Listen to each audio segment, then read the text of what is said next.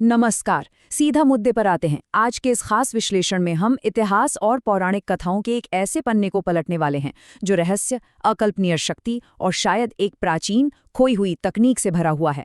आज हम बात करने वाले हैं महाभारत के उन गुप्त और सबसे खतरनाक हथियारों की जिन पर आज भी वैज्ञानिक और इतिहासकार जमकर बहस करते हैं। इस चर्चा के जरिए हम उन अस्त्रों को डिकोड करेंगे जिनका वर्णन किसी भी आधुनिक हथियार से कम खौफनाक नहीं है। तो चलिए शुरू करते हैं। अब सबसे पहले ये एक बहुत ही गहरा सवाल खड़ा करता है। मतलब जरा सोचिए, क्या सच में ऐसा हो सकता है? क्या हजारों साल पहले वाकई ऐसे विनाशकारी हथियार मौजूद थे जो पूरी की पूरी पृथ्वी को तबाह करने की क्षमता रखते थे? क्या महाभारत का युद्ध सिर्फ एक आम युद्ध था, या फिर ये प्राचीन दुनिया का सबसे बड़ा और विनाशकारी टेक्नोलॉजिकल टकराव था? आज हम मिलकर इसी रहस्य से पर्दा उठाने वाले हैं। तो चलिए इस पूरे कंसेप्ट को गहराई से समझते हैं।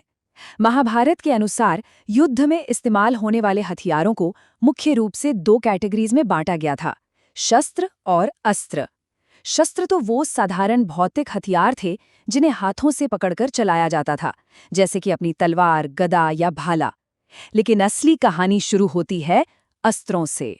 अस्त्र ये कोई आम हथियार नहीं थे भाई, ये दिव्य हथियार थे जिन्हें एक्टिवेट करने के लिए असीम मानसिक शक्ति, बहुत ही स्पेसिफिक मंत्रों और प्रकृति को कंट्रोल करने के लिए कठोर तपस्या की जरूरत होती थी।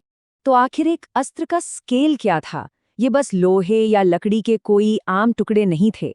ये लिटरली एक ऐसा सिस्टम था जहां एक योद्धा सिर्फ कुछ खास मंत्रों का उच्चारण करके प्रकृति की मूलभूत शक्तियों को पूरी तरह से अपने कंट्रोल में ले लेता था। आप खुद ही सोचिए, ये कितना अविश्वसनीय है कि एक ऐसा हथियार जो आसमान से सीधे आग बरसा सकता हो, भयानक तूफान ला सकता हो या पलक झपकते ही पूरे के पूरे शहरों का नामोनिशान मिटा सकता हो, ये तो बिल्कुल रियलिटी को मोड़ने जैसा था। और जब अस्त्रों की बात हो ही रही है तो सबसे पहला और सबसे खौफनाक नाम जो दिमाग में आता है वो है ब्रह्मास्त्र।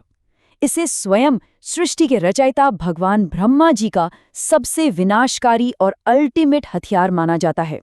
ये कोई छोटा मोटा अस्त्र नहीं था, बल्कि ये तबाही का एक ऐसा स्तर था जिसे आज के समय में हम एपोकलिप्टिक या प्रलयंकारी कह सकते हैं। अब सवाल ये है कि जब एक ब्रह्मास्त्र को छोड़ा जाता था तो असल में होता क्या था? इसके प्रभाव ना सच में अकल्पनीय थे। आसमान में एक ऐसी अंधी कर देने वाली रोशनी फैल जाती थी जो सूरज से भी कई गुना ज्यादा तेज होती थी। धरती पर भयानक भूकंप आने लगते थे और सबसे डरावनी बात तो ये थी कि आसपास का पूरा वातावरण और हवा इतनी ज्यादा जहरीली हो जाती थी कि वहां जीवन का बचना ही नामुमकिन हो जाए। मतलब ये ग्लोबल लेवल का विनाश था।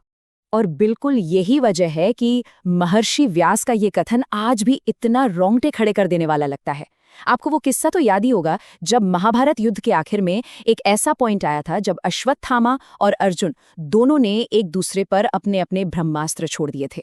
उस वक्त हालात इतने बिगड़ गए कि महर्षि व्यास को लिटरली बीच बचाव के लिए आना पड़ा। उन्होंने साफ चेतावनी दी कि अगर ये दो महाविनाशकारी अस्त्र आपस में टकरा गए तो पूरी पृथ्वी का सर्वनाश हो जाएगा।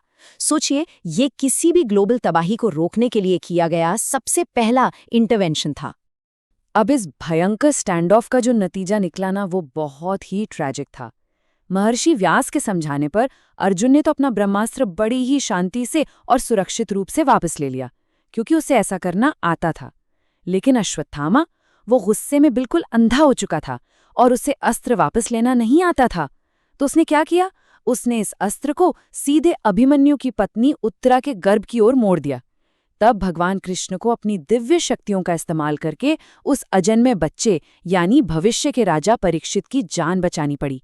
एक अस्त्र की ताकत देखिए, जिसने स्वयं भगवान को भी हस्तक्षेप करने पर मजबूर कर दिया। खैर, ब्रह्मास्त्र के बाद हमारे सामने एक और नेक्स्ट लेवल अस्त्र का नाम आता है पाशुपतास्त्र। ये भगवान शिव का अजेय अस्त्र था और ये इतना ज्यादा खतरनाक था कि खुद भगवान शिव ने अर्जुन को इसे देते वक्त सख्त चेतावनी दी थी। उन्होंने कहा था कि इसका इस्तेमाल केवल और केवल आखिरी विकल्प के रूप में ही किया जाना चाहिए, वरना ये पूरी की पूरी सृष्टि को ही नष्ट कर सकता है। अब यहाँ जो सबसे दिलचस्प बात है वो ये है कि ये पाशुपतास्त्र काम कैसे करता था। पहली बात तो इसे पाना कोई बच्चों का खेल नहीं था। अर्जुन को इसके लिए घोर तपस्या करनी पड़ी थी। लेकिन इसकी सबसे खौफनाक और हैरान करने वाली खूबी ये थी कि ये अस्त्र पूरी तरह से विचारों द्वारा यानी थॉट्स द्वारा निर्देशित होता था। जी हाँ, ये अस्त्र सोच के आधार पर अपने टारगेट को ट्रैक करता था। एक बार लॉन्च हो गया तो इससे बचना लिटरली असंभव था। ये तो किसी भी आज की मॉडर्न स्मार्ट मिसाइल से भी कहीं ज्यादा एडवांस लगता है ना? चलिए अब आगे बढ़ते हैं नारायणास्त्र की तरफ।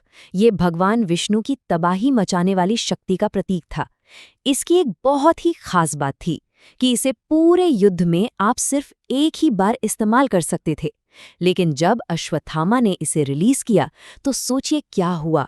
आसमान से सीधे आग की बारिश होने लगी और हजारों दिव्य बाणों ने पूरी की पूरी सेना का सफाया करना शुरू कर दिया। ये बिल्कुल एक अनस्टॉपेबल फोर्स की तरह था। तो ऐसे अजय अस्त्र से बचा कैसे जाए? भगवान कृष्ण ने जो सर्वाइवल स्ट्रैटेजी बताई वो इस अस्त्र को बाकी सबसे बिल्कुल अलग बना देती है। उन्होंने अपनी सेना से चिल्लाकर कहा, तुरंत अपने सारे हथियार नीचे फेंक दो, पूरी तरह से सरेंडर कर दो, बिल्कुल शांत हो जाओ और अपने अंदर के सारे अहंकार, गुस्से और दुश्मनी को निकाल फेंको। क्योंकि ये अस्त्र केवल उन लोगों को भस्म कर रहा था जो अहंकार और क्रोध में लड़ रहे थे। जिसने भी अपना ईगो छोड़कर समर्पण किया उसे इस अस्त्र ने छुआ तक नहीं और बिना कोई नुकसान पहुंचाए छोड़ दिया। अद्भुत है ना? जमीन के इन अस्त्रों से हटकर अब थोड़ी बात आसमान से आने वाले खौफ की भी कर लेते हैं। हम बात कर रहे हैं वज्र की, जो देवराज इंद्र का हथियार था।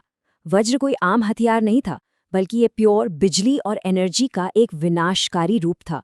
हमारे ऐतिहासिक ग्रंथों में बहुत ही स्पष्ट रूप से बताया गया है कि इसी वज्र का इस्तेमाल करके वृत्रासुर नाम के भयंकर दैत्य का वध किया गया था। युद्ध के मैदान में ये अस्त्र सीधे आसमान से भयानक आग और बिजली गिराते थे।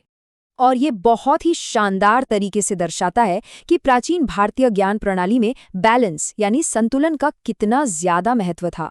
देखिए, एक तरफ है अग्नास्त्र, जिसे छोड़ते ही पूरे युद्ध के मैदान में भयंकर और विशाल आग फैल जाती थी। लेकिन प्रकृति का बैलेंस बनाए रखने के लिए इसके ठीक ऑपोजिट था वरुणास्त्र, जो जल तत्व को कंट्रोल करता था। इस वरुणास्त्र को खास तौर पर अग्नास्त्र की आग को बुझाने और उसे पूरी तरह से न्यूट्रलाइज करने के लिए बुलाया जाता था। हर विनाशकारी फोर्स का एक एकदम सटीक और ऑपोजिट डिफेंस मौजूद था। तो इतने सारे अस्त्रों और उनके खौफनाक प्रभावों को जानने के बाद अब हम इस विश्लेषण के सबसे बड़े और सबसे गहरे फिलोसॉफिकल सवाल पर आ गए हैं। क्या ये सब सिर्फ कोई पौराणिक रूपक और मनगढ़ंत कहानियां हैं, या फिर क्या ये सच में किसी ऐसी खोई हुई एडवांस टेक्नोलॉजी के सबूत हैं जो हमारे इतिहास के पन्नों में कहीं दबकर रह गईं? जहां एक तरफ इतिहासकार इन्हें केवल शक्तियों को दर्शाने वाली सिंबॉलिक कहानियां मानते हैं, वहीं कई रिसर्चर्स एक बिल्कुल ही अलग और चौंकाने वाला नजरिया रखते हैं। अब इस डेटा को जरा ध्यान से देखिए। आज के कई मॉडर्न रिसर्चर्स इन प्राचीन अस्त्रों के वर्णन की तुलना आज के एडवांस्ड हथियारों से करते हैं। जैसे ब्रह्मास्त्र की तबाही, वो भयंकर गर्मी, तेज चमक और जहरीले रेडिएशन का वर्णन, ये बिल्कुल आज के न्यूक्लियर वेपन्स जैसा साउंड करता है ना? और वहीं पाशुपतास्त्र का अपने टारगेट के विचारों को ट्रैक करके उसका पीछा करना, ये तो आज की मॉडर्न गाइडेड मिसाइल्स की टेक्नोलॉजी से बहुत ज्यादा मेल खाता है। देखिए, हम यहाँ किसी एक पक्ष का सपोर्ट नहीं कर रहे हैं, लेकिन आपको मानना पड़ेगा कि ये सिमिलैरिटीज निश्चित रूप से सोचने पर मजबूर कर देती हैं। तो इसी के साथ हम आज के इस विश्लेषण के बिल्कुल अंत में आ गए हैं। जाते जाते बस एक गहरा सवाल आप लोगों के लिए छोड़ रहा हूँ। अगर ब्रह्मास्त्र जैसा कोई भी भयंकर हथियार आज के समय में हमारे बीच मौजूद हो, तो क्या इंसानियत उससे बच पाएगी? महाभारत सिर्फ एक प्राचीन युद्ध की कहानी नहीं है दोस्तों, बल्कि ये इस बात की भी एक बहुत बड़ी चेतावनी है कि असीम शक्ति हमेशा अपने साथ असीम जिम्मेदारी लेकर आती है। ये पक्के तौर पर एक ऐसा विषय है जिस पर हम सबको गंभीरता से सोचना चाहिए। आज हमारे साथ इस अद्भुत सफर में जुड़ने के लिए आपका बहुत बहुत धन्यवाद।